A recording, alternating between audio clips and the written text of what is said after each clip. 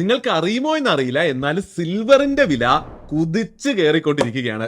ഇനി വരുന്ന കാലങ്ങളിൽ വില ഇരട്ടിയും അതിനും മേലെയും ഒക്കെ പോകുമെന്ന് പോലും പറയപ്പെടുന്നത്. ശരിക്കും 4 മാസങ്ങൾക്ക് മുമ്പ് നോക്കുകയാണെങ്കിൽ 1 കിലോ സിൽവറിന്റെ വില 1 ലക്ഷം രൂപയായിരുന്നു. എന്നാൽ ഇന്ന് അത് ഓൾറെഡി കയറി 1,45,000 രൂപയിൽ എത്തി നിൽക്കുന്നുണ്ട്. ഇവിടെ നിന്ന് വരുന്ന മാസങ്ങളിൽ ഇത് 2 ലക്ഷം രൂപ വരെ എത്തുമെന്ന് പോലും പറയപ്പെടുന്നു. ഇത് ഞാൻ പറയുന്നതല്ല, മുഴുവൻ ഇൻഡസ്ട്രിയും അതിലെ എക്സ്പേർട്സും എല്ലാവരും പറയുന്ന കാര്യമാണ്. ശരിക്കും എല്ലാവരെയും ഞെട്ടിപ്പിക്കുന്ന കാര്യങ്ങളാണ് നമ്മൾ നോക്കുകയാണെങ്കിൽ ഗോൾഡിലും സിൽവറിലും ഒക്കെ കാണാൻ പറ്റുന്നത്. കഴിഞ്ഞ ഒരു വർഷം മാത്രം നോക്കിയാൽ, കഴിഞ്ഞ ഒരു വർഷത്തിൽ മാത്രം സിൽവറിന്റെ വില നിയർലി 70%, ഗോൾഡിന്റെ വില നിയർലി 60% കയറിയിട്ടുണ്ട്. അതിഭീകരമല്ലേ? എന്നാൽ ഇവിടെ രസകരമായ കാര്യം എന്താണെന്ന് വെച്ചാൽ, ഇതേ കാലയളവില്, അതായത് കഴിഞ്ഞ ഒരു വർഷത്തില് നിഫ്റ്റി അനങ്ങിയിട്ടില്ല എന്നുള്ളതാണ്. അതായത് കഴിഞ്ഞ വർഷം എവിടെയായിരുന്നോ ഉള്ളത്, ഇപ്പോഴും നിഫ്റ്റി നിൽക്കുന്നത് അവിടെ തന്നെയാണ്. ഇതെല്ലാം കൊണ്ട് തന്നെയാണ് സിൽവറിനും ഗോൾഡിനും അറൗണ്ട് അതിശക്തമായ ഒരു ഹൈപ്പ് ഇന്ന് നിലനിൽക്കുന്നത്. ഇതെല്ലാം കൊണ്ട് തന്നെയാണ് ഈ അടുത്ത് ഞാൻ ഗോൾഡിനെ പറ്റി വിശദമായ ഒരു വീഡിയോ ചെയ്തത്. നിങ്ങൾ കണ്ടിട്ടുണ്ട് എന്ന് വിശ്വസിക്കുന്നു. ഇല്ല എങ്കിൽ തീർച്ചയായിട്ടും കാണുക. നിയർലി 3.5 ലക്ഷം വ്യൂസ് കിട്ടിയ ഒരു വീഡിയോ ആണ്. അതിന്റെ ലിങ്ക് ഞാൻ മുകളിൽ കൊടുക്കുന്നുണ്ട്. അപ്പോഴാണ് ഇതാ സിൽവർ ഇപ്പോൾ ഗോൾഡിനേക്കാൾ ശക്തമായി കയറുന്നത്. എല്ലാവരും ചർച്ച നടത്തുന്നു. ഞാനിതാ ഇപ്പോൾ Q&A നടത്തിയപ്പോൾ അതിലും കുറേയധികം ആൾക്കാർ ചോദിച്ചു, ആശാനെ സിൽവറിനെ പറ്റി പറയുക എന്നുള്ളത്. അതുകൊണ്ടാണ് ഈ ഒരു വീഡിയോ ഞാൻ ചെയ്യുന്നത്. ഇന്നത്തെ വീഡിയോയിൽ നമുക്ക് സിൽവറിനെ പറ്റി മുഴുവനായിട്ട് അങ്ങ് പഠിക്കാം. ഓക്കെ അല്ലേ? അപ്പോൾ ഇന്നത്തെ വീഡിയോയുടെ അജണ്ട പെട്ടെന്നൊന്ന് പറയാനാണെങ്കിൽ, ഏറ്റവും ആദ്യം നമുക്ക് സിൽവറിനെ പറ്റി വിശദമായി തന്നെ ഒന്ന് പഠിക്കേണ്ടതുണ്ട്. പിന്നെ ഇപ്പോൾ 2025 എന്തുകൊണ്ടാണ് സിൽവറിന്റെ വില അതിശക്തമായി പൊട്ടിത്തെറിക്കുന്നത് എന്നുള്ളത് നമുക്കൊന്ന് മനസ്സിലാക്കേണ്ടതുണ്ട്. 3, സിൽവറിന്റെ വില മുന്നിലേക്ക് ഇനിയും ഇതുപോലെ കാര്യമായി കൂടുമെന്ന് ലോകം വിശ്വസിക്കുന്നുണ്ട് എങ്കിൽ അതിന് പിന്നിൽ 3 റീസൺസ് ഉണ്ട്. ആ 3 റീസൺസ് എന്താണെന്ന് നമുക്ക് നോക്കാം. 4, സിൽവർ എന്ന അസറ്റ് ക്ലാസ്സിൽ നമ്മൾ ഇൻവെസ്റ്റ് ചെയ്യേണ്ടതുണ്ടോ? Should we invest in silver എന്നുള്ള വിഷയം നമ്മൾ ഡിസ്കസ് ചെയ്യേണ്ടതുണ്ട്. സിൽവർ വേഴ്സസ് ഗോൾഡ് വലിയൊരു ചർച്ചയാണ്, അത് നമ്മൾ ചെയ്യേണ്ടതുണ്ട്. അങ്ങനെ ഫൈനലി എങ്ങനെ സിൽവറിൽ ഇൻവെസ്റ്റ് ചെയ്യാമെന്ന ഡിസ്കഷൻ കൂടി നടത്തിയിട്ട് നമുക്ക് ഇന്നത്തെ വീഡിയോ നിർത്താം. അപ്പോൾ എപ്പോഴത്തെ പോലെയും വീഡിയോ മുഴുവനായും ശ്രദ്ധിച്ച് തന്നെ കാണുക, എന്നെല്ലാം മനസ്സിലാക്കാനായിട്ട്. The name is Shariq Shamsuddin. Welcome to another video.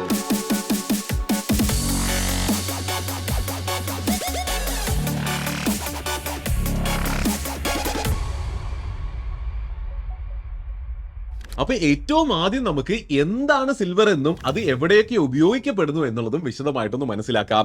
ഇപ്പോൾ നിങ്ങൾ വിചാരിക്കും, സിൽവർ എന്താ, വെള്ളിയല്ലേ? സ്വർണം പോലെ തന്നെ നമ്മൾ ആഭരണങ്ങൾ ഉണ്ടാക്കാനും അല്ലെങ്കിൽ ഇൻവെസ്റ്റ്മെന്റിന് വേണ്ടിയും ഒക്കെ ഉപയോഗിക്കുന്നു.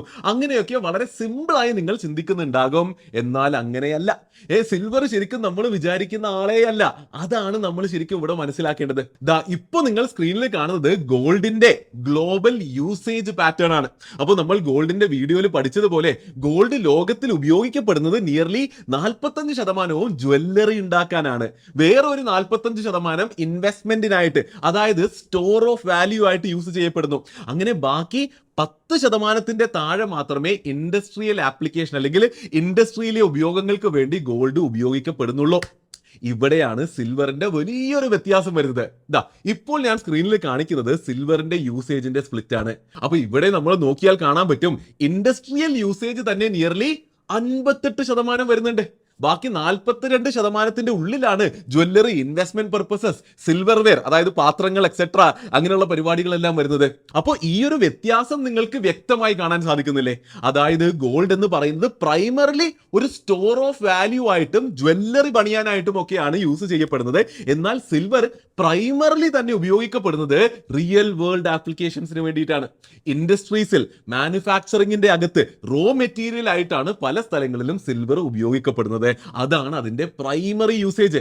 ബാക്കി ജ്വല്ലറി ആയിട്ടും ഇൻവെസ്റ്റ്മെന്റിനായിട്ടും സിൽവർ യൂസ് ചെയ്യപ്പെടുന്നു എന്നുള്ളത് കുറച്ച് ബോണസ് ആയിട്ടും എക്സ്ട്രാ ആയിട്ടും ഉപയോഗിക്കപ്പെടുന്ന കാര്യങ്ങളാണ്. അപ്പൊ ഇവിടെ നമ്മൾ മനസ്സിലാക്കണം, സിൽവറിന്റെ പ്രൈസ് മൂവ്മെന്റ് നോക്കുകയാണെങ്കിൽ അത് പകുതി സമയം ഒരു പ്രഷ്യസ് മെറ്റൽ പോലെയും ബാക്കി പകുതി സമയം ഒരു ഇൻഡസ്ട്രിയൽ റോ മെറ്റീരിയൽ പോലെയുമാണ് മൂവ് ചെയ്യുന്നത്. ഇത് തീർച്ചയായിട്ടും സിൽവറിനെ വളരെയധികം സ്പെഷ്യൽ ആക്കുന്നു. അപ്പോൾ നമ്മൾ ഇൻഡസ്ട്രീസിൽ സിൽവറിന്റെ ആപ്ലിക്കേഷൻ ഉണ്ട് എന്ന് പറയുമ്പോൾ ഏതൊക്കെ ഇൻഡസ്ട്രീസിൽ എങ്ങനെയൊക്കെ ഉപയോഗിക്കുന്നു എന്ന് കൂടി നമ്മൾ മനസ്സിലാക്കേണ്ടേ? അപ്പൊ അതൊന്നും നമുക്ക് പെട്ടെന്ന് ചെയ്യാം. അത് തീർച്ചയായിട്ടും മുന്നിലേക്കുള്ള സെക്ഷൻസിൽ നമ്മളെ ഹെൽപ്പ് ചെയ്യുക തന്നെ ചെയ്യും. അപ്പോൾ ഇലക്ട്രോണിക് ഡിവൈസസിന്റെ കമ്പോണൻസിന്റെ ഭാഗമായിട്ടും ഇലക്ട്രിക് വെഹിക്കിളിന്റെ മാനുഫാക്ചറിംഗിലും സെമി കണ്ടക്ടർ ചിപ്സ് ഉണ്ടാക്കാനായിട്ടും സോളാർ പാനൽസിന്റെ മാനുഫാക്ചറിംഗിലും ഒക്കെ ആയിട്ടാണ് ഏറ്റവും കൂടുതലായിട്ട് സിൽവർ ഉപയോഗിക്കപ്പെടുന്നത്. ഇനി ഇതിനെല്ലാം പുറമെ മറ്റ് പല ഇൻഡസ്ട്രീസിലും ചെറിയ തോതിൽ സിൽവർ ഉപയോഗിച്ചു വരുന്നുണ്ട്. അപ്പൊ ഇവിടെ ശ്രദ്ധിച്ചു നോക്കുമ്പോൾ എന്ത് കാണാൻ സാധിക്കുന്നുണ്ട്? ഇന്ന് ഡെവലപ്പ് ആയിക്കൊണ്ടിരിക്കുന്ന, മുന്നിലേക്ക് അതിശക്തമായി ഡെവലപ്പ് ആകുമെന്ന് പറയപ്പെടുന്ന ക്ലീൻ എനർജി ഇല്ലേ, സോളാർ പവർ പ്ലാന്റ് റിലേറ്റഡ് കാര്യങ്ങൾ, ഇലക്ട്രിക് വെഹിക്കിൾ റിലേറ്റഡ് കാര്യങ്ങൾ, ആർട്ടിഫിഷ്യൽ ഇന്റലിജൻസിന്റെ ഭാഗമായ സെമി കണ്ടക്ടറും മറ്റ് ഇലക്ട്രോണിക് റിക്വയർമെന്റ്സ് എന്നുള്ള സ്ഥലങ്ങളിലാണ് സിൽവറിന്റെ റിക്വയർമെന്റ് വരുന്നത് എന്നുള്ളത് വളരെ ഇൻട്രസ്റ്റിംഗ് പോയിന്റ് ആണ്, നോട്ട് ചെയ്ത് വെക്കേണ്ടതുണ്ട്. അപ്പോൾ ഇത്രയും ബേസിക് ആയിട്ടുള്ള കാര്യങ്ങൾ സിൽവറിനെ പറ്റി മനസ്സിലായിട്ടുണ്ട് എങ്കിൽ, അതായത് ഇതൊരു പ്രഷ്യസ് മെറ്റൽ ആണ്, എന്നാൽ ഗോൾഡ് പോലെ സ്റ്റോർ ഓഫ് വാല്യൂ ആയിട്ടും ജ്വല്ലറി പണിയാനും മാത്രമായിട്ടല്ല ഉപയോഗിക്കുന്നത്, എന്നാൽ ഇൻഡസ്ട്രിയൽ ആപ്ലിക്കേഷനിലും ഒരു വലിയ രീതിയിൽ ഇതിന് ഉപയോഗമുണ്ട് എന്നുള്ളത് വ്യക്തമായി ഉള്ളിലേക്ക് കയറ്റിയിട്ടുണ്ടെങ്കിൽ, മനസ്സിലായിട്ടുണ്ടെങ്കിൽ, ഇനി നമുക്ക് വീഡിയോയുടെ ഏറ്റവും ഇമ്പോർട്ടന്റ് ആയിട്ടുള്ള ഭാഗങ്ങളിലേക്ക് പോകാം. അപ്പോൾ ഇവിടെ ഏറ്റവും ആദ്യം നമ്മൾ മനസ്സിലാക്കേണ്ടത് ഈ 2025 എന്തുകൊണ്ടാണ് സിൽവറിന്റെ വില ഇങ്ങനെ പൊട്ടിത്തെറിക്കുന്നത് എന്നുള്ളതാണ്. അതായത് ഞാൻ ആദ്യം പറഞ്ഞതുപോലെ കഴിഞ്ഞ ഒരു വർഷത്തിൽ മാത്രം നിയർലി 70% സിൽവറിന്റെ വില കയറിയിരിക്കുന്നത്. എന്തിനേറെ പറയുന്നു, കഴിഞ്ഞ ഒരു മാസത്തിൽ മാത്രം 20% ഗ്രോത്ത് ആണ് സിൽവറിന്റെ പ്രൈസിന് ഉണ്ടായിട്ടുള്ളത്. അപ്പോൾ ഇത് എന്തുകൊണ്ട് സംഭവിക്കുന്നു എന്നുള്ളത് മനസ്സിലാക്കണമെങ്കിൽ ഏതൊരു അസറ്റിനെയും പഠിക്കാൻ പോകുമ്പോൾ പഠിക്കുന്ന സപ്ലൈ ഡിമാൻഡ് തന്നെയാണ് നമ്മൾ ഇവിടെയും പഠിക്കേണ്ടത്. അതായത് നമുക്ക് അറിയുന്ന കാര്യമാണ്, ഏതൊരു സാധനത്തിന്റെയും വില നിശ്ചയിക്കപ്പെടുന്നത് അതിന്റെ സപ്ലൈ ഡിമാൻഡ് ആണ്. അതായത് ഒരു സാധനത്തിന്റെ ഡിമാൻഡ് കൂടുകയും അതേസമയം സപ്ലൈ കൂടാതിരിക്കുകയോ അല്ലെങ്കിൽ കുറയുകയോ ചെയ്യുകയാണ് എങ്കിൽ ആ സാധനത്തിന്റെ വില കൂടും.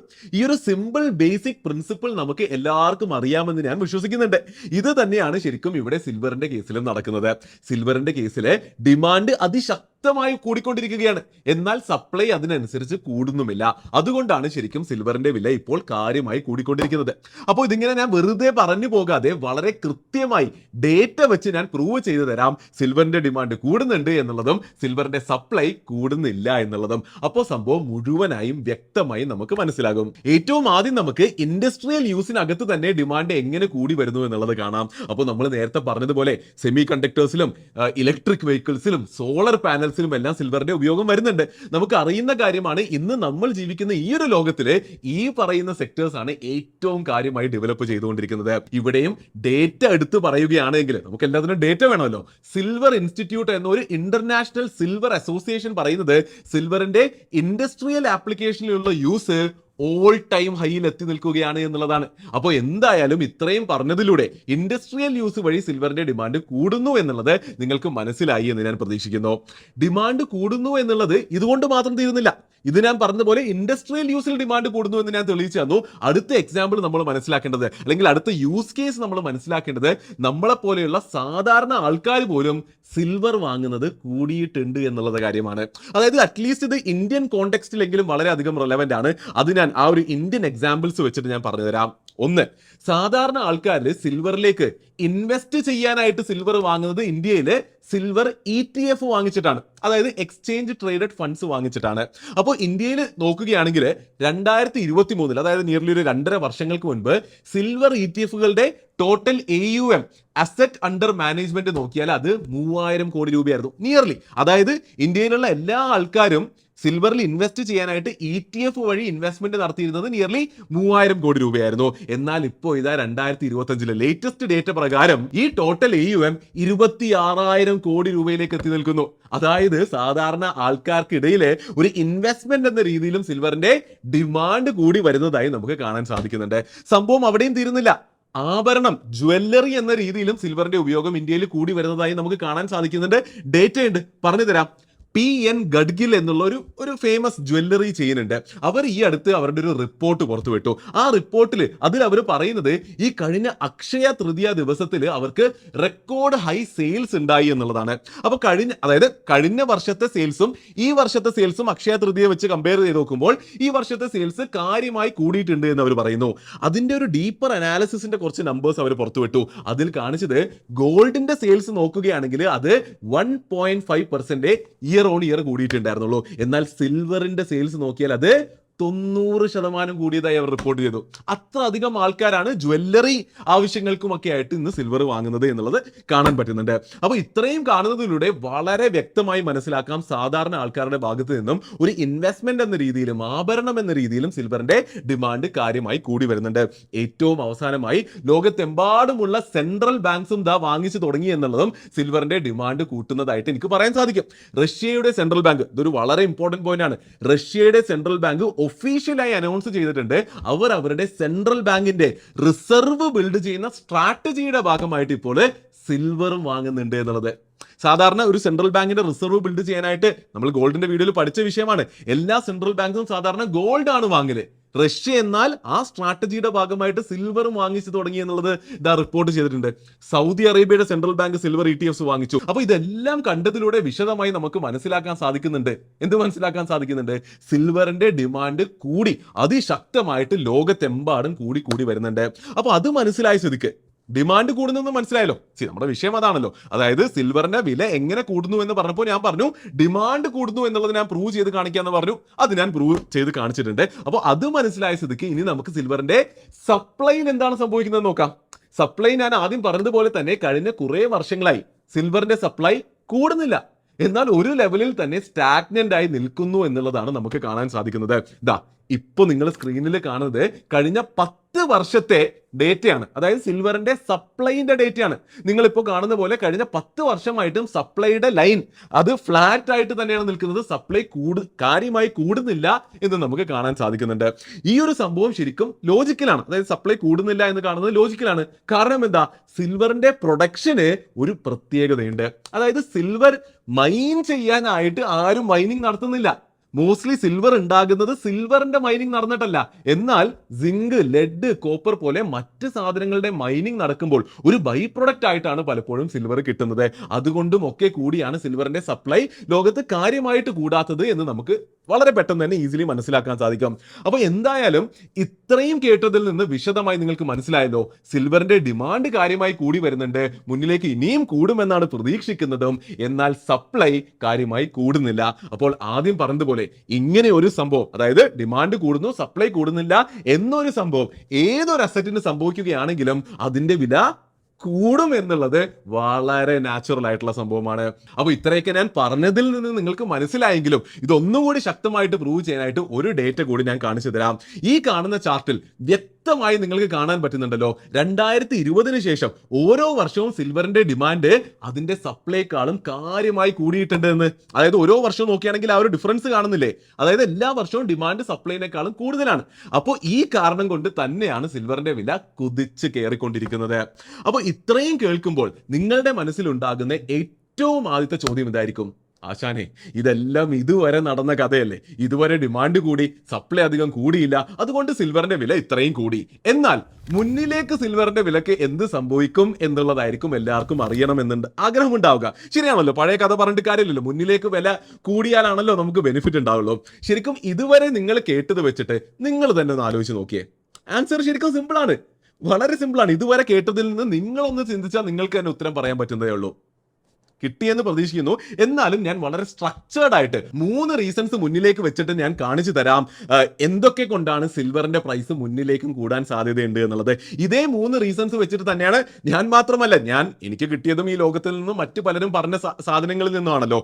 ലോകം മുഴുവൻ പറയുന്നത് ഈ 3 റീസൺസ് കാരണമാണ് മുന്നിലേക്കും ഒരു ഷോർട്ട് ടു മീഡിയം ടേമിലേക്ക് ശക്തമായിട്ട് സിൽവർ മുകളിലേക്ക് പോകാൻ ചാൻസ് ഉണ്ട് എന്നുള്ളത് പറഞ്ഞു തരാം. ഫസ്റ്റ് റീസൺ നമ്മളിതാ ഇപ്പോൾ ഡിസ്കസ് ചെയ്ത പോലെ ആ ഫണ്ടമെന്റൽ ആയിട്ടുള്ള സപ്ലൈ ഡിമാൻഡ് എന്നുള്ള റീസൺ തന്നെയാണ്. അതായത് ഇന്ന് ലോകം പോകുന്ന ഒരു പോക്ക് കണ്ടിട്ട് നമ്മൾ നേരത്തെ ഡിസ്കസ് ചെയ്തതുപോലെ ആർട്ടിഫിഷ്യൽ ഇന്റലിജൻസിന്റെ ഉപയോഗം കൂടിക്കൊണ്ടിരിക്കുകയാണ്, സോളാർ പവർ ജനറേഷൻ കൂടിക്കൊണ്ടിരിക്കുകയാണ്, ഇലക്ട്രിക് വെഹിക്കിൾസിന്റെ ഉപയോഗം കൂടിക്കൊണ്ടിരിക്കുകയാണ്. അപ്പൊ ഇതിന്റെ എല്ലാം ഉപയോഗം കൂടുന്നു എന്ന് മാത്രമല്ല, വരുന്ന കാലഘട്ടങ്ങളിൽ ഇതിലേക്കൊരു ഫണ്ടമെന്റലി ഒരു മേജർ ഷിഫ്റ്റും ലോകത്ത് ഉണ്ടാകുന്നു എന്നാണ് പറയപ്പെടുന്നത്.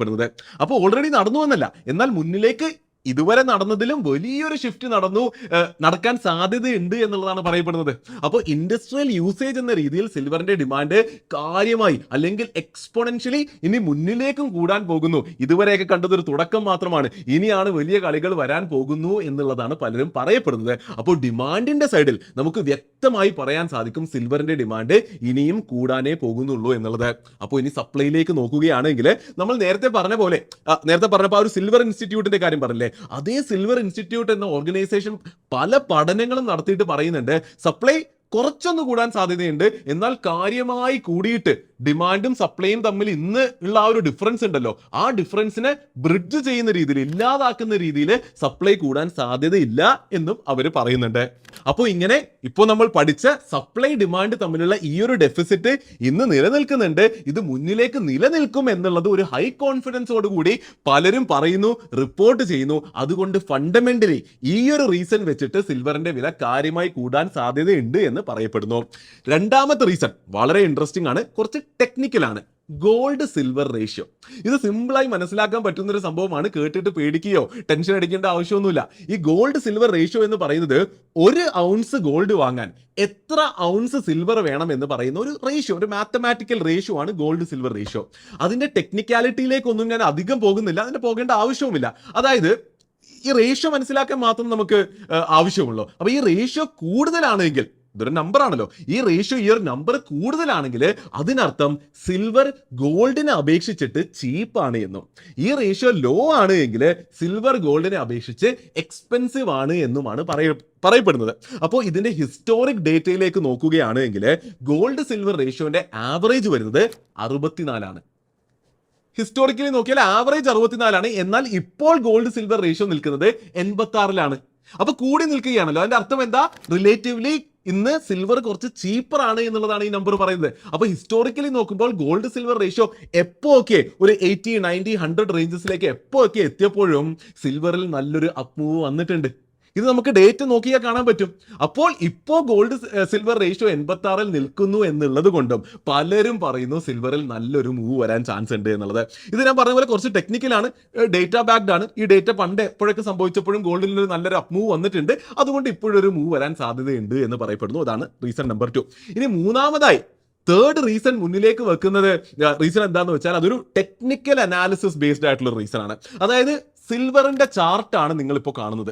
ഈ സിൽവറിന്റെ ചാർട്ടിൽ ഇതാ നിങ്ങൾ നോക്കുകയാണെങ്കിൽ നിങ്ങൾക്ക് കാണാൻ പറ്റുന്നുണ്ടല്ലോ. എന്താണ് കാണാൻ പറ്റുന്നത്? വളരെ ഇൻട്രസ്റ്റിംഗ് ആയിട്ട് ഒരു ട്രിപ്പിൾ ടോപ്പ് ഇപ്പോൾ ഫോം ആയിട്ടുള്ളതായിട്ട് കാണാൻ സാധിക്കുന്നില്ലേ? ഈ ഒരു ട്രിപ്പിൾ ടോപ്പിൽ നിന്നൊരു ബ്രേക്ക് ഔട്ട് സംഭവിക്കുകയാണെങ്കിൽ ശരിക്കും സിൽവറിൽ നടക്കാൻ പോകുന്നത് ഒരു മൾട്ടി ഡെക്കേഡൽ ബ്രേക്ക് ഔട്ട് ആണ്, ഇല്ലേ? 1980 ക്രിയേറ്റ് ചെയ്ത ആ ഒരു പീക്ക് മൂന്നാമത്തെ തവണ ക്രിയേറ്റ് ചെയ്ത് ഇവിടുന്ന് നടക്കാൻ പോകുന്ന ബ്രേക്ക് ഔട്ട് ഒരു, അല്ലേ, ഞാൻ ഇപ്പൊ പറഞ്ഞ പോലെ ഇങ്ങനെ ഒരു multi decadal break out from a triple top, given that fundamentally പല കാര്യങ്ങളും അലൈനായി നിൽക്കുകയാണ്, ഗോൾഡ് സിൽവർ റേഷ്യോവും അലൈനായി നിൽക്കുകയാണ് എന്നുള്ളത് കൊണ്ട് ഈ ഒരു സെറ്റപ്പ് വളരെ വളരെ ഇൻട്രസ്റ്റിംഗ് ആകുന്നു. ഇതൊക്കെ കൊണ്ടാണ് ഷോർട്ട് ടു മീഡിയം ടേമിൽ സിൽവറിന്റെ പ്രൈസ് മുകളിലേക്ക് നല്ലൊരു മൂവ് തരാൻ ചാൻസ് ഉണ്ട് എന്ന് എല്ലാവരും പറയുന്നത്. അപ്പോൾ ഇത്രയും ഡിസ്കസ് ചെയ്തതിൽ നമ്മൾ എന്തുകൊണ്ടാണ് സിൽവറിന്റെ വില ഇപ്പോൾ കാര്യമായി കൂടുന്നത് എന്നും മുന്നിലേക്ക് എന്തൊക്കെ കൊണ്ടാണ് കൂടാൻ സാധ്യതയുള്ളത് എന്നും ഡിസ്കസ് ചെയ്തു. അപ്പോൾ അടുത്ത ചോദ്യമായി നിങ്ങൾ വരും, അല്ലേ? ഇത് കേൾക്കുമ്പോൾ നിങ്ങൾ ചിന്തിക്കും, ആശാനെ ഇതിന്റെ വില കൂടാൻ സാധ്യത ഉണ്ട് എങ്കിൽ പിന്നെ എന്തായാലും ഇതിൽ ഇൻവെസ്റ്റ് ചെയ്തുകൂടെ എന്ന് നിങ്ങൾ ചോദിക്കും. അപ്പോൾ എത്ര, എങ്ങനെ, എപ്പോ ഇൻവെസ്റ്റ് ചെയ്യണം എന്നും നിങ്ങൾ ചോദിക്കാൻ സാധ്യതയുണ്ട്. അവിടെയാണ് നമ്മൾ ഏറ്റവും ഇമ്പോർട്ടൻ്റ് ആയിട്ടുള്ള സെക്ഷനിലേക്ക് പോകാൻ പോകുന്നത്. എനിക്കറിയാൻ കുറച്ച് സമയമായിട്ടുണ്ട്, എന്നാൽ ഇനി ഞാൻ പറയാൻ പോകുന്ന സെഗ്മെന്റ്, ഈ ഒരു സെക്ഷനാണ് ഏറ്റവും കൂടുതൽ ശ്രദ്ധിച്ച് കേൾക്കേണ്ടത്. ചോദ്യം എന്ന് പറയുന്നത് should I invest in silver എന്നുള്ളതാണല്ലോ. അപ്പൊ ഏറ്റവും ആദ്യം എനിക്ക് ചോദിക്കാനുള്ളത് നിങ്ങളോടൊരു ചോദ്യമാണ്. സിൽവറിലേക്ക് ഇൻവെസ്റ്റ് ചെയ്യണോ എന്നുള്ള ചിന്ത എന്തുകൊണ്ടാണ് നിങ്ങൾക്ക് വന്നത്? ഒന്നുകൂടി സിമ്പിളായി ചോദിക്കാം, സിൽവറിലേക്ക് ഇൻവെസ്റ്റ് ചെയ്യാനുള്ള റീസൺ എന്താണ്? നിങ്ങളുടെ അകത്തുനിന്ന് അങ്ങനെ ഒരു തോന്നൽ വന്നല്ലോ, സിൽവറിൽ ഇൻവെസ്റ്റ് ചെയ്യണോ എന്നൊരു തോന്നൽ വന്നില്ലേ? ആ തോന്നൽ എന്തുകൊണ്ടാണ് വന്നത് എന്നുള്ളതാണ് ഞാൻ ചോദിക്കുന്നത്. അതിന്റെ വില കൂടാൻ പോകുന്നു എന്നുള്ളത് മാത്രം ഒരു കാരണമാകാൻ പാടുണ്ടോ? ശരിക്കും അതല്ലേ നിങ്ങൾ ന്യൂസിൽ കേൾക്കുന്നു, പല യൂട്യൂബിൽ പലരും പറയുന്നു, ഞാനും ഇതുവരെ ഡിസ്കസ് ചെയ്തതിലൊക്കെ പറയുന്നു അല്ലേ, സിൽവറിന്റെ വില കൂടാൻ സാധ്യതയുണ്ട് എന്നുള്ളത്. അങ്ങനെ സിൽവറിന്റെ വില കൂടാൻ സാധ്യതയുണ്ട് എന്നുള്ള റീസൺ കാരണം അതിലേക്ക് ഇൻവെസ്റ്റ് ചെയ്യാൻ ചിന്തിക്കാൻ പാടുണ്ടോ? ഒരിക്കലും ഇല്ല എന്നുള്ളതാണ് എൻ്റെ അഭിപ്രായം. ഒരു സാധനത്തിന്റെ വില കൂടാൻ പോകുന്നു എന്നുള്ളത് മാത്രം ഒരു കാരണമാകാൻ പാടില്ല അതിൽ ഇൻവെസ്റ്റ് ചെയ്യാൻ. പിന്നെ എന്തിനു വേണ്ടിയിട്ടാണ് ഇൻവെസ്റ്റ് ചെയ്യേണ്ടത് ഞാൻ പറഞ്ഞു തരാം. അപ്പൊ അങ്ങനെ ഒരു വളരെ ബേസിക് ആയിട്ടുള്ള ലെസൺ കൂടി നമുക്ക് ഈ വീഡിയോയിൽ പഠിക്കാൻ പറ്റും. അതായത് നമ്മൾ എല്ലാവരും ഇൻവെസ്റ്റ് ചെയ്യേണ്ടത്, ഞാൻ എപ്പോഴും പറയുന്നത് പോലെ, നമ്മുടെ ജീവിതത്തിന്റെ ഒരു ഒബ്ജക്റ്റീവില് അല്ലെ, ഒരു ഗോള് മീറ്റ് ചെയ്യാനായിട്ട് വേണ്ടിയിട്ട് ഒരു ഡൈവേഴ്സിഫൈഡ് പോർട്ട്ഫോളിയോയിലാണ്. എല്ലാവരുടെ പോർട്ട്ഫോളിയോയിലും എനിക്ക് ഉറപ്പാണ് കുറെ അധികം എക്വിറ്റി കാണും. ശരിയല്ലേ? അതായത് ഈ പോർട്ട്ഫോളിയോ, നമ്മളെല്ലാവരും ഡൈവേഴ്സിഫൈഡ് പോർട്ട്ഫോളിയോ ബിൽഡ് ചെയ്യണം എന്ന് പറയുമ്പോൾ അത് നമ്മുടെ സ്വഭാവത്തിനനുസരിച്ച്, നമ്മുടെ ജീവിത സാഹചര്യത്തിനനുസരിച്ച്, നമ്മുടെ ജീവിതത്തിന്റെ ഗോൾസിന് അനുസരിച്ചാണ് നമ്മളിത് ബിൽഡ് ചെയ്യേണ്ടത്. അപ്പൊ എങ്ങനെ ഒരു പോർട്ട്ഫോളിയോ ബിൽഡ് ചെയ്താലും എനിക്ക് ഉറപ്പുണ്ട് കുറെ പേരുടെ പോർട്ട്ഫോളിയോയിലും എക്വിറ്റി കാണും. അല്ലെങ്കിൽ ഇക്വിറ്റി എന്ന് പറയുമ്പോൾ സ്റ്റോക്സ് കാണും, അല്ലെങ്കിൽ ഇക്വിറ്റി മ്യൂച്വൽ ഫണ്ട്സ് കാണും. അപ്പൊ ഇക്വിറ്റി നമ്മൾ പോർട്ട്ഫോളിയോയിൽ വെക്കുന്നതിന്റെ റീസൺ എന്താ? ഹയർ ഗ്രോത്ത് തരും, ഹയർ റിസ്ക് തീർച്ചയായിട്ടും ഉണ്ട്, എന്നാൽ ആ ഹയർ ഗ്രോത്ത് തരും എന്നുള്ള പ്രതീക്ഷയിലാണ് ഇക്വിറ്റി വെക്കുന്നത്. ഇക്വിറ്റി തരുന്ന അത്ര ഗ്രോത്ത് ഏറെക്കുറെ മറ്റൊരു അസറ്റ് ക്ലാസ്സിനും ഈസി ആയി നമുക്ക് ഇന്ന് തരാൻ സാധിക്കില്ല, അല്ലെ? മാർക്കറ്റിലുള്ള ഒരു അസറ്റ് ക്ലാസ്സിനും തരാൻ സാധിക്കില്ല. അപ്പൊ എല്ലാവരുടെ പോർട്ട്ഫോളിയോയിലും ആ ഒരു കാരണം എക്വിറ്റി കാണും ഗ്രോത്തിന് വേണ്ടിയിട്ട്. പിന്നെ കോമൺ ആയി പോർട്ട്ഫോളിയോകളിൽ കണ്ടുവരുന്ന ഒരു അസറ്റ് ക്ലാസ് എന്താണ്? ഡെറ്റ് ആണ്, അല്ലെ?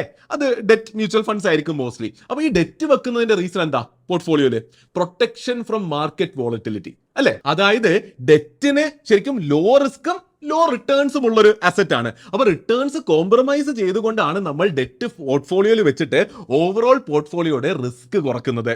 ശരിയാണല്ലോ, അല്ലെ? റിസ്ക്, അപ്പം ഡെറ്റ് എല്ലാവരും വെക്കണമെന്നില്ല, അല്ലെ? അധികം റിസ്ക് എടുക്കാൻ താല്പര്യമില്ലാത്തവരാണ് കുറച്ച് ഡെറ്റിനെ വെക്കുന്നത്. അപ്പോൾ ഓവറോൾ പോർട്ട്ഫോളിയോയുടെ റിട്ടേൺസ് കുറഞ്ഞാലും കുറച്ച് റിസ്കിന്റെ കാര്യത്തിൽ അത് പ്രൊട്ടക്ട് ചെയ്യുമെന്നുള്ളത് കൊണ്ട് ഡെറ്റ് വെക്കുന്നു. അടുത്തതായിട്ട്, അതാണ് ഇമ്പോർട്ടന്റ്, അടുത്തതായിട്ട് പോർട്ട്ഫോളിയോയിൽ ഉണ്ടാകുന്ന മറ്റൊരു കോമൺ കമ്പണന്റ് ആണ് പ്രഷ്യസ് മെറ്റൽസ്.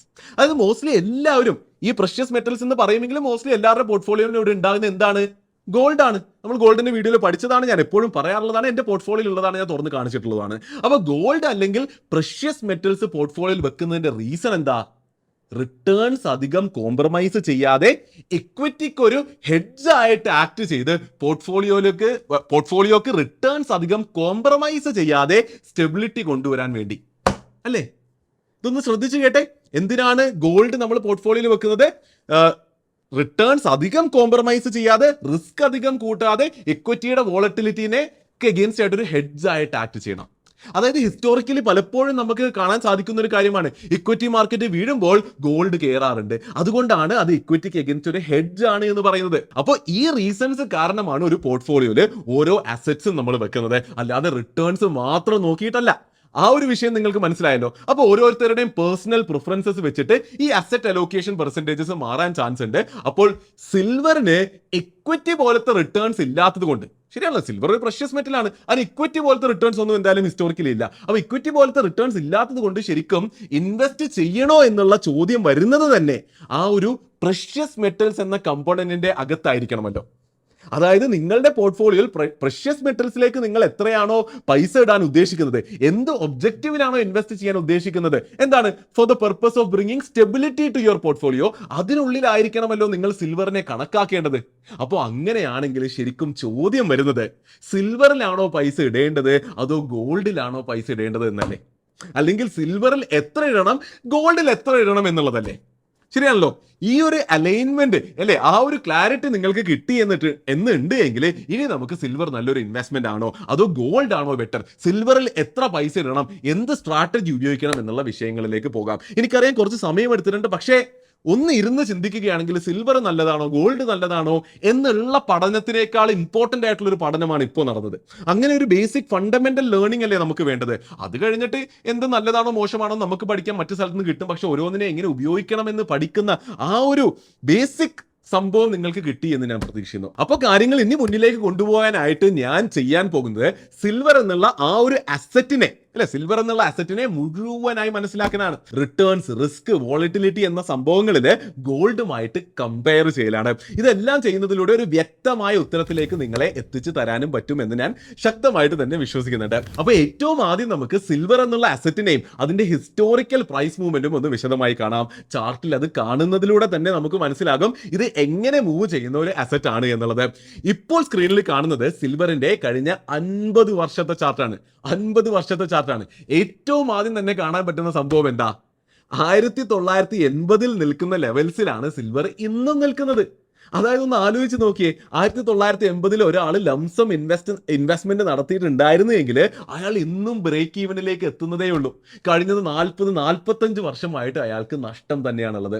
സിൽവർ മോശമാണ് എന്ന് ഞാൻ ആദ്യമേ പറയുന്നതല്ല, എത്രമാത്രം വോളറ്റൈൽ ആയിട്ടുള്ള ഒരു അസറ്റ് ആണ് എന്ന് കാണിച്ചു തരുന്നത് എന്നുള്ളതാണ് എൻ്റെ ഒരു പോയിന്റ്. ഇനി ഡീറ്റെയിൽഡ് ആയിട്ട് സിൽവറിന്റെ പ്രൈസ് മൂവ്മെന്റ് നോക്കുകയാണെങ്കിൽ 1980 മുതൽ 1993 വരെ 92% സിൽവറിന്റെ വില ഇടിഞ്ഞിട്ടുള്ളത്. അത്ര വലിയൊരു ഡ്രോ ഡൗൺ അവിടെ സംഭവിച്ചിട്ടുണ്ട്. അവിടുന്ന് പിന്നെ 1993 മുതൽ 2011 വരെ 1000% ഒരു വലിയൊരു റാലി തന്നെ ഉണ്ടായിരുന്നു. എന്നാൽ 2011 മുതൽ പിന്നെയും നോക്കുകയാണെങ്കിൽ 73% പിന്നെയും ഒരു വലിയ ഫോള് സിൽവറിൽ സംഭവിച്ചിട്ടുണ്ട്. അതിനുശേഷം ഇപ്പോൾ നമ്മൾ ജീവിച്ചുകൊണ്ടിരിക്കുന്ന റാലിയുടെ തുടക്കമുണ്ടായി. അങ്ങനെ 2020 മുതൽ ഇതുവരെ ഒരു 250% റാലി നടന്നുകൊണ്ടിരിക്കുകയാണ് ഇപ്പോൾ. അപ്പോൾ ഇത്രയും കണ്ടതിലൂടെ നമുക്ക് ഒരു കാര്യം എന്തായാലും മനസ്സിലാക്കാൻ പറ്റുന്നുണ്ടല്ലോ, സിൽവർ വളരെയധികം വോളറ്റൈൽ ആയിട്ടുള്ള ഒരു അസറ്റ് ആണ്. നമ്മൾ ഗോൾഡിന്റെ വീഡിയോ ചെയ്തത് ഞാൻ പറഞ്ഞല്ലോ, ഗോൾഡിന്റെ വീഡിയോയിലും ഇതുപോലെ ഗോൾഡിന്റെ ചാർട്ട് എടുത്ത് ഞാൻ വിശദമായി കാണിച്ചിരുന്നു. ഗോൾഡും ശരിക്കും ഒരു വോളറ്റൈൽ അസറ്റ് തന്നെയാണ്. എന്നാൽ സിൽവറിന്റെ സ്റ്റഡി കാണിക്കുന്നത് സിൽവർ ഗോൾഡിനേക്കാളും വോളറ്റൈൽ ആണ് എന്നുള്ളതാണ്. കഴിഞ്ഞ 25 വർഷത്തിന്റെ മാക്സ് ഡ്രോ ഡൗൺ നോക്കുകയാണെങ്കിൽ, മാക്സിമം ഡ്രോ ഡൗൺ എന്താണെന്ന് അറിയാമെന്ന് പ്രതീക്ഷിക്കുന്നു. മാക്സിമം ഡ്രോ ഡൗൺ എന്താണെന്ന് നോക്കുകയാണെങ്കിൽ ഗോൾഡിനെ 25% മാക്സ് ഡ്രോ ഡൗൺ. അപ്പൊ അത്രയുമുള്ള ആ ഒരു സാഹചര്യത്തിൽ സിൽവറിന്റെ മാക്സിമം ഡ്രോ ഡൗൺ വന്നിരിക്കുന്നത് 55%. അപ്പൊ എന്തായാലും ഇത്രയും കണ്ടതിലൂടെ സിൽവർ ഒരു വളരെ വോളറ്റൈൽ ആയിട്ടുള്ള അസറ്റ് ആണ് എന്ന് മനസ്സിലായി എന്ന് പ്രതീക്ഷിക്കുന്നു. അതുപോലെ തന്നെ ഗോൾഡുമായി കമ്പയർ ചെയ്യുമ്പോഴും സിൽവറിന്റെ റിസ്ക് ഗോൾഡിനേക്കാൾ കൂടുതലാണ് എന്നും നിങ്ങൾക്ക് മനസ്സിലായി എന്ന് ഞാൻ പ്രതീക്ഷിക്കുന്നു. ഇനി നമുക്ക് റിട്ടേൺസിലേക്ക് നോക്കാം. അപ്പൊ റിട്ടേൺസ് പഠിക്കാനായിട്ട് ഞാൻ എടുത്തിരിക്കുന്നത് നിങ്ങൾ ഇപ്പോൾ കാണുന്ന പോലെ ഈ ഒരു ടേബിൾ ആണ്. കഴിഞ്ഞ 52 വർഷത്തിലെ CAGR നോക്കുകയാണെങ്കിൽ ഗോൾഡിനുള്ളത് 13% CAGR ആണ്, സിൽവറിനുള്ളത് നിയർലി 11%. കഴിഞ്ഞ 35 വർഷത്തിലെ CAGR നോക്കുകയാണെങ്കിൽ കാര്യങ്ങൾ കുറച്ച് ടൈറ്റ് ആണ്. ഗോൾഡ് 11.6% CAGR തന്നപ്പോൾ സിൽവർ 11.9% CAGR തന്നിട്ടുണ്ട്, കുറച്ചൊന്ന് കൂടുതൽ തന്നിട്ടുണ്ട്. റിട്ടേൺസിന്റെ സ്റ്റഡി അവിടെയും നിർത്തണ്ട. 1970 മുതലുള്ള ഓരോ ഡിക്കേഡിലെയും റിട്ടേൺസിനെ ഞാൻ സ്ക്രീനിൽ കാണിക്കുന്നുണ്ട്. അപ്പൊ ഇവിടെയും നമ്മൾ നോക്കുകയാണെങ്കിൽ നിങ്ങൾക്ക് കാണാൻ പറ്റുന്നത് പോലെ കൂടുതൽ കേസസിലും ഗോൾഡ് ആണ് ബെറ്റർ റിട്ടേൺസ് തന്നിട്ടുള്ളത്. ഇൻഫാക്ട് 1980 മുതൽ 90 വരെ എന്നുള്ള ഒരു 10 വർഷ കാലയളവില് സിൽവർ നെഗറ്റീവ് റിട്ടേൺസ് പോലും തന്നിട്ടുണ്ട്. അപ്പൊ റിട്ടേൺസിനെ പറ്റി പഠിക്കുമ്പോൾ കുറച്ചുകൂടി നന്നായിട്ട് പഠിക്കാനായിട്ട് ഉപയോഗിക്കാൻ പറ്റുന്ന മറ്റൊരു വളരെ നല്ലൊരു മെട്രിക് ആണ് 10-year റോളിംഗ് റിട്ടേൺസ്. അതായത് 1973 മുതൽ 2025 വരെ 52 വർഷത്തെ കാലയളവില് ഏതൊരു പോയിന്റിലും നിങ്ങൾ പൈസ സിൽവറിലോ ഗോൾഡിലോ ഇൻവെസ്റ്റ് ചെയ്തിട്ട് അതിന്റെ അടുത്ത 10 വർഷത്തേക്ക് അത് ഹോൾഡ് ചെയ്തിരുന്നു എങ്കിൽ എത്ര റിട്ടേൺസ് കിട്ടുമായിരുന്നു എന്നുള്ളതാണ് 10-year റോളിംഗ് റിട്ടേൺസ് പറയുന്നത്. ഏതൊരു അസറ്റിനെ പറ്റിയും പഠിക്കുമ്പോൾ അതിന്റെ റിട്ടേൺസിന്റെ സ്വഭാവത്തെ മനസ്സിലാക്കാൻ സഹായിക്കുന്ന ഒരു സൂപ്പർ മെട്രിക് ആണ് ശരിക്കും 10-year റോളിംഗ് റിട്ടേൺസ്. അപ്പൊ ഗോൾഡിന്റെയും സിൽവറിന്റെയും കഴിഞ്ഞ 52 വർഷത്തെ 10-year റോളിംഗ് റിട്ടേൺസ് പഠിക്കുമ്പോൾ മനസ്സിലാകുന്നത് 2 തവണ സിൽവറിന്റെ 10-year റോളിംഗ് റിട്ടേൺസ് 0യുടെ താഴേക്ക് പോയി എന്നുള്ളതാണ്. 1990-ലും കോവിഡിന് ശേഷവും. ഗോൾഡിന്റെ കേസിൽ ഇത് ഒരിക്കലും തന്നെ സംഭവിച്ചിട്ടുമില്ല. എന്താണ് ഇവിടെ മനസ്സിലാക്കാൻ പറ്റുന്നത്? സിൽവർ 2 തവണ 10 വർഷത്തേക്കൊക്കെ ഹോൾഡ് ചെയ്തിട്ട് പോലും പോസിറ്റീവ് റിട്ടേൺസ് തരാത്തൊരു അവസ്ഥയിലേക്ക് എത്തിച്ച ഒരു അസറ്റ് ക്ലാസ് ആണ് എന്ന് നമുക്ക് മനസ്സിലാക്കാൻ പറ്റുന്നുണ്ട്. അപ്പോൾ ഇത്രയും നോക്കിയതിൽ നിന്ന് നിങ്ങൾക്ക് മനസ്സിലായി എന്ന് ഞാൻ ശക്തമായി പ്രതീക്ഷിക്കുന്നു. ഗോൾഡുമായിട്ട് കമ്പയർ ചെയ്യുമ്പോൾ സിൽവറിന്റെ റിട്ടേൺസ് കമ്പയറബിൾ ആണ്, അല്ലെങ്കിൽ കുറച്ചൊന്ന് കുറവാണ്, എന്നാൽ റിസ്ക് അത് കാര്യമായിട്ട് കൂടുതലാണ് എന്നുള്ളത് മനസ്സിലായി എന്ന് പ്രതീക്ഷിക്കുന്നു. അപ്പോൾ റിട്ടേൺസും റിസ്ക്കും മനസ്സിലായ സ്ഥിതിക്ക് ഇനി നോക്കേണ്ടത് സിൽവർ എക്വിറ്റി മാർക്കറ്റിന് അഗേൻസ്റ്റ് എത്ര നല്ല ഹെഡ്ജ് ആണ് എന്നുള്ളതാണ്. ശരിയല്ലേ? അതായത് നമ്മൾ ആദ്യം പറഞ്ഞ പോലെ പോർട്ട്ഫോളിയോ ബിൽഡ് ചെയ്യുമ്പോൾ നമ്മുടെ ഒബ്ജക്റ്റീവ് എന്താ? നമ്മൾ ഈ സെലക്ട് ചെയ്യുന്ന അസറ്റ് ഒരു ഹെഡ്ജ് ആയിട്ട് ആക്ട് ചെയ്യണം. അപ്പൊ ഇത് മനസ്സിലാക്കാനായിട്ട് നമുക്ക് എക്വിറ്റി മാർക്കറ്റ് ക്രാഷ് ആയ കേസസ് എടുക്കാമല്ലോ. 2008 മാർക്കറ്റ് ക്രാഷും 2020 കോവിഡ് ക്രാഷിന്റെ കേസസ് നമുക്ക് നോക്കാം. അപ്പൊ 2008 ക്രാഷില് നിഫ്റ്റി വീണത് നിയർലി 65%. അതേ കാലയളവില് ഗോൾഡ് വീണത് 30%. ഗോൾഡ് വീണിട്ടുണ്ട്, എന്നാൽ സിൽവർ നിയർലി 55% വീണു. 2020 ക്രാഷ് നോക്കുകയാണെങ്കിൽ നിഫ്റ്റി 40% വീണപ്പോൾ ഗോൾഡ് നിയർലി 12% കേറി, എന്നാൽ സിൽവർ അപ്പോഴും നിയർലി 25% വീണു. അതായത് ഇക്വിറ്റിക്ക് അഗേൻസ്റ്റ് ഹെഡ്ജ് എന്ന പോയിന്റിലും ഗോൾഡ് തന്നെയാണ് ബെറ്റർ എന്ന് നമുക്ക് ഇവിടെ കാണാൻ പറ്റുന്നുണ്ട്. അപ്പോൾ അതുകൂടി മനസ്സിലായ സ്ഥിതിക്ക് ഞാൻ എൻ്റെ വെർഡിക്റ്റിലേക്ക്, എൻ്റെ ഉത്തരത്തിലേക്ക് എത്തുകയാണ്. സിൽവറിൽ ഇൻവെസ്റ്റ് ചെയ്യേണ്ട ആവശ്യമുണ്ടോ? ഞാൻ ഒന്നുകൂടി ഓർമ്മിപ്പിക്കുന്നു, ചോദ്യം എന്താണ്? നമ്മുടെ പോർട്ട്ഫോളിയോയിൽ ഇക്വിറ്റി എന്തായാലും കുറെ ഉണ്ടാകും. ഡെപ്റ്റ് വേണോ വേണ്ടയോ എന്നുള്ളത് നിങ്ങളുടെ റിസ്ക് അപ്പറ്റൈറ്റ് അനുസരിച്ച് തീരുമാനിച്ചോളൂ. അപ്പോൾ ഹെഡ്ജിങ് എന്ന പർപ്പസിന് വേണ്ടി റിട്ടേൺസിനെ അധികം കോംപ്രമൈസ് ചെയ്യാതെ റിസ്ക് കുറഞ്ഞു നിൽക്കുന്ന ഒരു അസറ്റ് ആണ് നമുക്ക് വേണ്ടത്. അപ്പൊ ആ ഒരു പർപ്പസിന് വേണ്ടി സിൽവറിൽ ഇൻവെസ്റ്റ് ചെയ്യണോ? എന്റെ ഉത്തരം ശരിക്കും അത്യാവശ്യമില്ല എന്നുള്ളതാണ്. Gold is more than enough. In fact gold is അടിപൊളി. ഗോൾഡ് അടിപൊളിയാണ്. ഗോൾഡ് കൊണ്ട് നമുക്ക് ഇപ്പൊ പറഞ്ഞ ഈ ഒരു ഒബ്ജക്റ്റീവ് വളരെ നല്ല രീതിയിൽ കൈവരിക്കാൻ സാധിക്കുകയും സാധിക്കുന്നുമുണ്ട്. സിൽവറിന്റെ ആവശ്യം ശരിക്കുമില്ല. അതാണ് എൻ്റെ ഒരു അഭിപ്രായം. എന്നാലും സിൽവറിൽ നല്ലൊരു മൂവ് വരാൻ ചാൻസ് ഇല്ലേ എന്നോർത്ത് ഫോമോ ഫീൽ ചെയ്യും എന്നുള്ളത് ശരിക്കും റിയൽ ആണ്. അങ്ങനെയുള്ളവർക്ക് ഗോൾഡിലേക്ക് അലോക്കേറ്റ് ചെയ്ത് വെച്ചിരിക്കുന്ന ഫണ്ടിൽ നിന്ന് കുറച്ചോ അല്ലെങ്കിൽ എക്വിറ്റിയിലേക്ക് അലോക്കേറ്റ് ചെയ്ത ഫണ്ടിൽ നിന്ന് കുറച്ചോ വേണമെങ്കിൽ സ്വന്തം സ്റ്റഡി പ്രകാരം കൊടുക്കാവുന്നതാണ്. പക്ഷേ വീഡിയോ ഇവിടെ തീരുന്നില്ല, എന്റെ അഭിപ്രായവും ഇവിടെ തീരുന്നില്ല. ഞാൻ തുടക്കത്തിൽ പറഞ്ഞതുപോലെ നമ്മുടെ ഇൻവെസ്റ്റ്മെന്റ് പോർട്ട്ഫോളിയോയിൽ സിൽവറിനെ കൊണ്ടുവരേണ്ടതുണ്ടോ എന്ന ചോദ്യത്തിന് ഞാൻ ഇതുവരെ ഉത്തരം തന്നിട്ടുള്ളൂ. എന്നാൽ സിൽവർ ഇന്ന് നല്ലൊരു അവസ്ഥയിലാണ് നിൽക്കുന്നത് എന്നാണല്ലോ എല്ലാവരും പറയുന്നത്. നമ്മൾ വിശദമായിട്ട് നേരത്തെ ഡിസ്കസ് ചെയ്തതുമാണ്. അങ്ങനെ ഷോർട്ട് ടു മീഡിയം ടേമിൽ സിൽവറിൽ നല്ലൊരു ഗ്രോത്ത് ഉണ്ടാകാൻ, നല്ലൊരു അപ്മൂവ് ഉണ്ടാകാൻ സാധ്യതയുണ്ട് എന്നും പറയപ്പെടുന്നത് കൊണ്ട് സിൽവറിൽ നല്ല ട്രേഡിംഗ് ഓപ്പർച്യൂണിറ്റീസ് ഉണ്ട് എന്ന് ഞാൻ വിശ്വസിക്കുന്നുണ്ട്. ട്രേഡിംഗ് എന്ന് കേൾക്കുമ്പോൾ ആദ്യം തന്നെ FNO ട്രേഡിംഗിലേക്ക് പോകണ്ട. ഞാൻ പറയുന്നത് ഒരു short to medium term swing trading, positional trading opportunity ഉണ്ട് എന്ന് ഞാൻ ശക്തമായി വിശ്വസിക്കുന്നുണ്ട്. അപ്പോൾ ട്രേഡ് ചെയ്യുന്നവർക്ക് തീർച്ചയായിട്ടും കൺസിഡർ ചെയ്യാവുന്നതാണ്. ഇൻഫാക്ട് വളരെ അഗ്രസീവായ ഇൻവെസ്റ്റേഴ്സിന് ഇക്വിറ്റി ിലേക്ക് ഇട്ടിട്ടുള്ള ഗ്രോത്തിന് വെച്ചിരിക്കുന്ന ക്യാപിറ്റലും വേണമെങ്കിൽ സിൽവറിലേക്ക് കൺസിഡർ ചെയ്യാവുന്നതാണ്. ഇതൊന്നും ഒരിക്കലും ഒരു ട്രേഡ് റെക്കമെൻഡേഷനോ അഡ്വൈസോ ഒന്നുമല്ല, എഡ്യൂക്കേഷണൽ പർപ്പസിന് വേണ്ടി മാത്രം ചെയ്യുന്നതാണ്. അപ്പോൾ ഫൈനലി എന്റെ വെർഡിക്റ്റ് ഒരു തവണ കൂടി പറയാം. എന്റെ ലോങ് ടേം മെയിൻ പോർട്ട്ഫോളിയോയിൽ ഞാൻ സിൽവർ തൽക്കാലം ആഡ് ചെയ്യുന്നില്ല. എന്നാൽ ഞാൻ ആക്റ്റീവ്ലി മാനേജ് ചെയ്യുന്ന കമ്പാരിറ്റീവ്ലി ചെറിയ ക്യാപിറ്റൽ ഉള്ള ഒരു ആക്റ്റീവ് സ്റ്റോക്ക് പോർട്ട്ഫോളിയോ എനിക്കുണ്ട്. ഞാൻ എൻ്റെ പോർട്ട്ഫോളിയോ തുറന്ന് കാണിച്ച വീഡിയോയിലും ഞാൻ പറഞ്ഞു അങ്ങനെ ഒരു ആക്റ്റീവ് പോർട്ട്ഫോളിയോ ഞാൻ മെയിൻറ്റെയിൻ ചെയ്യുന്നുണ്ട്.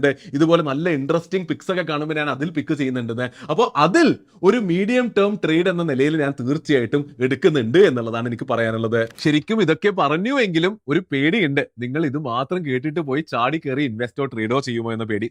അതുകൊണ്ട് തന്നെ ഒരു ഒഫീഷ്യൽ ഡിസ്ക്ലെയിമർ പറഞ്ഞുവെങ്കിലും ഹൃദയത്തിൽ നിന്ന് ഒരു കാര്യം കൂടി ഞാൻ പറയാം. അതായത് ഞാൻ ഈ പറഞ്ഞ വെർഡിക്റ്റ് ഇപ്പൊ മാർക്കറ്റിൽ കാണുന്നതും ചുറ്റുമുള്ളവർ പറയുന്നതൊക്കെ കേട്ടിട്ടും എന്റെ യുക്തിയും ഒക്കെ വെച്ച് എനിക്ക് ഇപ്പോ ഫോമായ ഒപ്പീനിയനാണ്. ഇത്രയും കാലത്തെ എന്റെ മാർക്കറ്റ് എക്സ്പീരിയൻസിൽ നിന്ന് ഞാൻ പഠിച്ച ഏറ്റവും വലിയ കാര്യങ്ങളിൽ ഒന്ന് മാർക്കറ്റാണ് ഏറ്റവും സുപ്രീം എന്നും എന്തും എപ്പോ വേണമെങ്കിലും മാറാം എന്നുള്ളതുമാണ്. അതുകൊണ്ട് തന്നെ എന്റെ ഈ അഭിപ്രായങ്ങളും ഞാനിപ്പോ പറഞ്ഞ ഈ വെർഡിക്റ്റും ഒക്കെ എപ്പോ വേണമെങ്കിലും മാറാവുന്നതേ ഉള്ളൂ. എന്തായാലും അങ്ങനത്തെ എന്ത് ചേഞ്ചസ് ഉണ്ട് എങ്കിലും തീർച്ചയായിട്ടും ഞാൻ അപ്ഡേറ്റ്സ് തരുന്നത് തന്നെയായിരിക്കും. അപ്പോൾ ലാർജർ പോയിന്റ് നിങ്ങൾ ഇത് മാത്രം, ഞാൻ ഈ പറയുന്നത് മാത്രം കേട്ടിട്ട് ഡിസിഷൻസ് എടുക്കരുത്. സ്വന്തമായി റിസർച്ച് ചെയ്ത്, സ്ട്രോങ്ലി റിസർച്ച് ചെയ്ത് തന്നെ ആക്ഷൻസ് എടുക്കുക. അപ്പോൾ എന്തായാലും വീഡിയോ ഇതുവരെ കാണാൻ വന്ന വിഷയം നിങ്ങൾക്ക് വ്യക്തമായി മനസ്സിലായിട്ടുണ്ട് എന്ന് ഞാൻ വിശ്വസിക്കുന്നു. സിൽവറിനെ പറ്റി ലോകത്ത് എല്ലാവരും കുറെ ഒച്ചപ്പാടും ബഹളവും ഒക്കെ ഉണ്ടാക്കുമ്പോൾ ക്ലാരിറ്റി ഉള്ളവരും വ്യക്തമായ നോളജ് ഉള്ളവരുമായ ആൾക്കാരായി നിങ്ങൾ മാറി എന്ന് ഞാൻ വിശ്വസിക്കുന്നു. അപ്പൊ ഏറ്റവും അവസാനം ഇനി നമ്മൾ സംസാരിക്കേണ്ട വിഷയം സിൽവറിൽ ഇൻവെസ്റ്റ് ചെയ്യാനോ ട്രേഡ് ചെയ്യാനോ നിങ്ങൾ തീരുമാനിച്ചിട്ടുണ്ട് എങ്കിൽ അത് എങ്ങനെ ചെയ്യാം എന്നുള്ളതാണ്. How to invest in silver എന്നുള്ള വിഷയമാണ്. അപ്പൊ ഏറ്റവും ആദ്യം സിൽവറിൽ എങ്ങനെയൊക്കെ ഇൻവെസ്റ്റ് ചെയ്യാമെന്ന് നമുക്ക് നോക്കാം. 4 മെയിൻ രീതികളിലൂടെ നമുക്ക് സിൽവറിൽ ഇന്ന് ഇൻവെസ്റ്റ് ചെയ്യാൻ പറ്റും. 1 ഫിസിക്കൽ സിൽവർ, 2 സിൽവർ ETFs അതായത് exchange traded funds, 3 silver mutual funds, 4 digital silver. ഇതിൽ ഏറ്റവും നല്ല രീതി തന്നെ ആദ്യമേ പറയാം, അത് സിൽവർ ETF ആണ്. അതായത് സിൽവർ എക്സ്ചേഞ്ച് ട്രേഡഡ് ഫണ്ട്സ് ആണ്.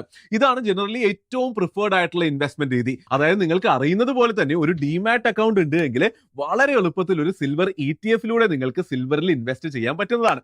മിനിമം അറൌണ്ട് ഒരു 150 രൂപ മുതൽ 150-170 രൂപയൊക്കെ വെച്ചിട്ട് തന്നെ മിനിമം പൈസ വെച്ച് തന്നെ നിങ്ങൾക്ക് സിൽവർ ETF-ലൂടെ ഇൻവെസ്റ്റ് ചെയ്യാൻ പറ്റും. നിങ്ങൾ ETF വാങ്ങുമ്പോൾ അതിന് തുല്യമായിട്ടുള്ള ഫിസിക്കൽ സിൽവർ ഇവർ RBI അപ്രൂവ്ഡ് ആയിട്ടുള്ള ലോക്കേഴ്സിൽ വാങ്ങിച്ചു വെക്കും. അങ്ങനെ സിൽവറിന്റെ വില ഉയരുമ്പോൾ അവരുടെ അസറ്റിന്റെ വില ഉയരുകയും ETF-ന്റെ വില ഉയരുകയും ചെയ്യും. ETF നേരെ നിങ്ങളുടെ ഡിമാറ്റ് അക്കൗണ്ടിലാണ് ബൈ ആവുക. ഇപ്പോൾ സ്ക്രീനിൽ കാണുന്നതാണ് ഇന്ന് ഇന്ത്യയിൽ അവൈലബിൾ ആയിട്ടുള്ള ഏറ്റവും popular silver ETFs.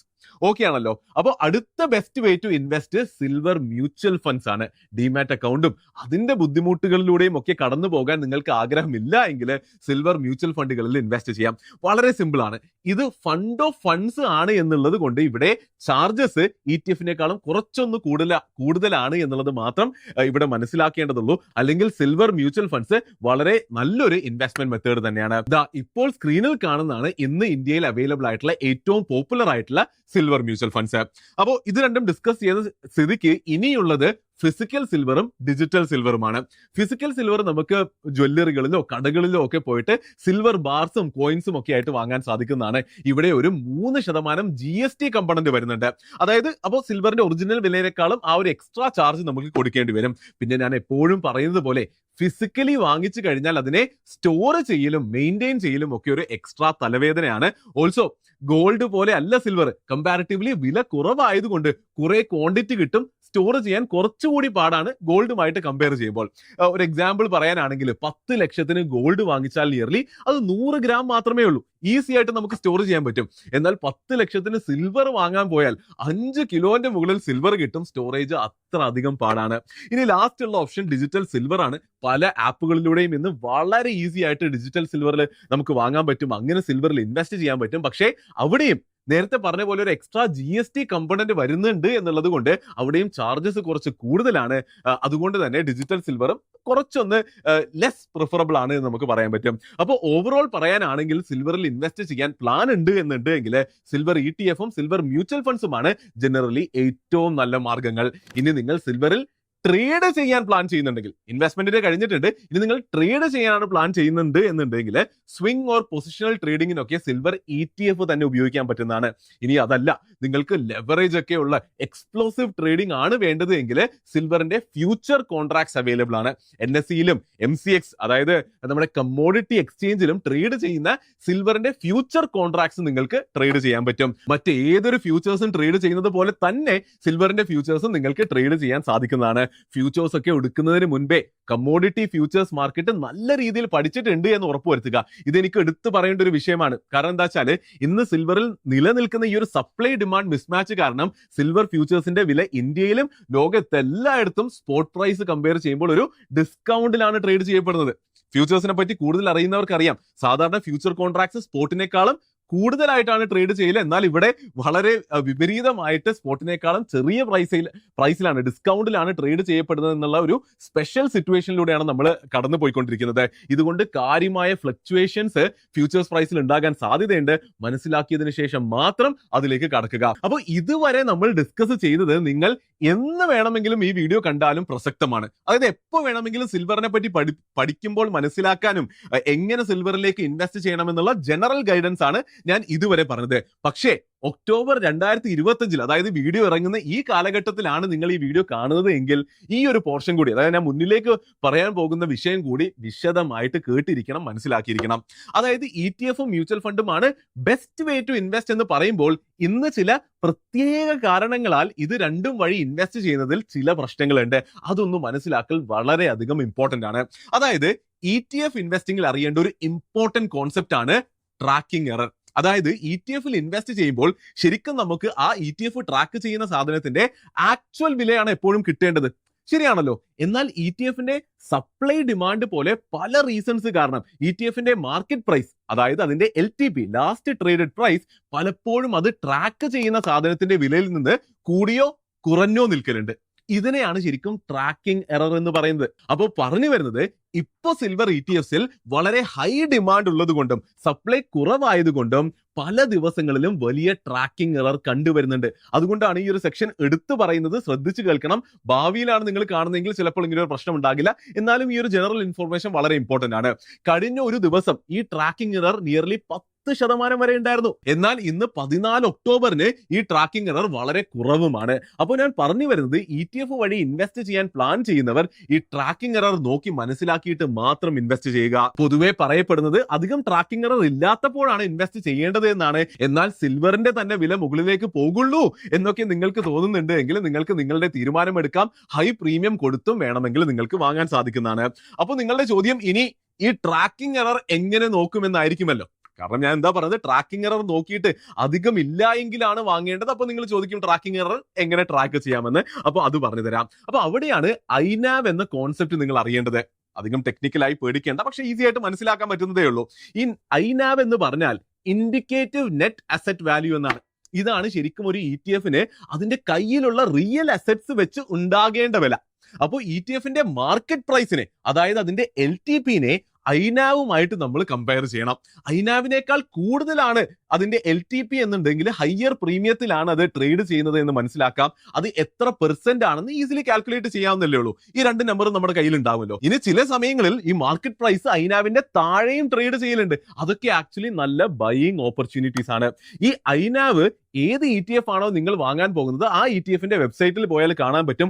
Market price നേരത്തെ പറഞ്ഞതുപോലെ ഏത് ബ്രോക്കറിൽ വേണമെങ്കിലും പോയിട്ട് ആ നമ്മൾ വാങ്ങാൻ ഉദ്ദേശിക്കുന്ന ETF-നെ സെർച്ച് ചെയ്ത് നോക്കിയാൽ അതിന്റെ LTP-യിൽ നിന്ന് നമുക്ക് എടുക്കാൻ പറ്റും. ഞാൻ 1-2 എക്സാമ്പിൾ എടുത്ത് കാണിച്ചു തരാം. അപ്പോൾ നിങ്ങൾക്ക് വിഷയം മനസ്സിലാകും. വീഡിയോന്റെ ഈ ഭാഗം ഷൂട്ട് ചെയ്യുന്ന ഒക്ടോബർ 14 1 മണിക്ക് നോക്കുമ്പോൾ നിപ്പോൺ സിൽവർ ETF-ന്റെ ഐനാവ് 165.5 ആണ്. എന്നാൽ മാർക്കറ്റ് പ്രൈസ് 171.6 ആണ്. അതായത് മാർക്കറ്റ് പ്രൈസ് നിയർലി 3.6% പ്രീമിയത്തിലാണ് ട്രേഡ് ചെയ്യുന്നത് എന്ന് നിങ്ങൾക്ക് കാണാൻ സാധിക്കുന്നുണ്ട്. അതേസമയം കോട്ടക്കിന്റെ സിൽവർ ETF-ന്റെ ഐനാവ് 167.8 ആണ്. മാർക്കറ്റ് പ്രൈസ് 167.75 ആണ്. ഇവിടെ വലിയ ട്രാക്കിംഗ് എറർ ഇല്ല എന്ന് നമുക്ക് കാണാൻ പറ്റുന്നുണ്ട്. അപ്പോൾ ഇങ്ങനെ ട്രാക്കിംഗ് എറർ നോക്കി വെരിഫൈ ചെയ്തിട്ട് മാത്രം ഇൻവെസ്റ്റ് ചെയ്യുക. ട്രാക്കിംഗ് എറർ കുറഞ്ഞു നിൽക്കുന്ന ETF-ൽ കുറഞ്ഞു നിൽക്കുന്ന സമയങ്ങളിൽ ഇൻവെസ്റ്റ് ചെയ്യാൻ നോക്കുക. അത് തന്നെയാണ് എപ്പോഴും നല്ലത്. അപ്പോൾ ഈ ട്രാക്കിംഗ് എറർ ആണ് കഴിഞ്ഞ കുറച്ച് ദിവസങ്ങളിൽ 10% വരെയൊക്കെ പോയത്. അപ്പോൾ ഇൻവെസ്റ്റ് ചെയ്യേണ്ട എന്ന് കുറെ മീഡിയ ഹൈപ്പും ഉണ്ടായിരുന്നു. ഞാനും ഒരു റീൽ ഇട്ടിട്ടുണ്ടായിരുന്നു. അപ്പോൾ ഇപ്പൊ പഠിച്ചല്ലോ, ഫണ്ടമെന്റലി കാര്യങ്ങൾ മനസ്സിലായിട്ടുണ്ടല്ലോ. ഇനി ബുദ്ധിപരമായി ഇതൊക്കെ നോക്കി മനസ്സിലാക്കിയിട്ട് നിങ്ങൾ സ്വയം ചെയ്യുമെന്ന് തന്നെ ഞാൻ പ്രതീക്ഷിക്കുന്നു. ഇതിന്റെ കൂടെ ഒരു കാര്യം കൂടി ഞാൻ ആഡ് ചെയ്യാം. ഇങ്ങനെ ട്രാക്കിംഗ് എറേഴ്സും സപ്ലൈ ഡിമാൻഡ് പ്രശ്നങ്ങളും ഒക്കെ ഉള്ളത് കൊണ്ട് കോട്ടക്, SBI, UTI പോലുള്ള AMCs താൽക്കാലികമായി അവരുടെ സിൽവർ മ്യൂച്വൽ ഫണ്ടിലേക്കുള്ള ഫ്രഷ് ലംസം ഇൻവെസ്റ്റ്മെന്റ്സും നിർത്തിവെച്ചിട്ടുണ്ട്. ഇതും ഉടനെ മാറി വരാൻ ചാൻസ് ഉണ്ട്. ന്യൂസ് തീർച്ചയായിട്ടും ട്രാക്ക് ചെയ്യുക. അതിനനുസരിച്ച് മാത്രം ഡിസിഷൻസ് എടുക്കുക.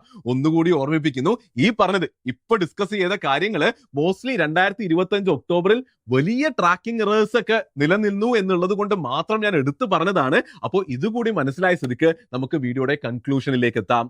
അപ്പോൾ എന്തായാലും ഈ വീഡിയോ മുഴുവനായി കണ്ടതിലൂടെ നിങ്ങൾക്ക് എന്തുകൊണ്ടാണ് സിൽവറിന് അറൗണ്ട് ഇത്രയും ഒച്ചപ്പാടും ബഹളവും ഉണ്ടാകുന്നത് എന്ന് മനസ്സിലായി എന്ന് ഞാൻ വിശ്വസിക്കുന്നു.